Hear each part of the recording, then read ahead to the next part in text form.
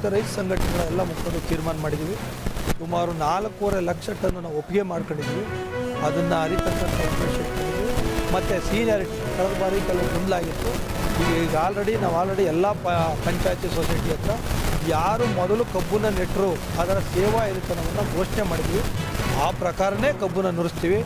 ಎಲ್ಲೂ ಕೂಡ ಗೊಂದಲಕ್ಕೆ ಅವಕಾಶ ಆಗದಂತೆ ಯಶಸ್ವಿಯಾಗಿ ಈ ಬಾರಿ ಕನಿಷ್ಠ 4 ಲಕ್ಷ ಟನ್ ಕಬ್ಬನ್ನು ನುರಿಸ್ತಕ್ಕಂಥ ಗುರಿ ಗಳಿಲ್ಲ. ಏನು ಒಪ್ಪಿಗೆ ಮಾಡ್ಕೊಂಡಿದ್ದೀವಿ ಇದುವರೆಗೂ ಆ ಒಪ್ಪಿಗೆ ಕಬ್ಬನ್ನು ಖಂಡಿತ ಇದು ಮಾಡ್ತಿದ್ವಿ. ನಾನು ಒಪ್ಪಿಗೆಗಳಿಗೆ ಸದ್ಯಕ್ಕೆ ಯಾವುದೇ ರೀತಿ ತೀರ್ಮಾನ ತಗೊಂಡಿಲ್ಲ.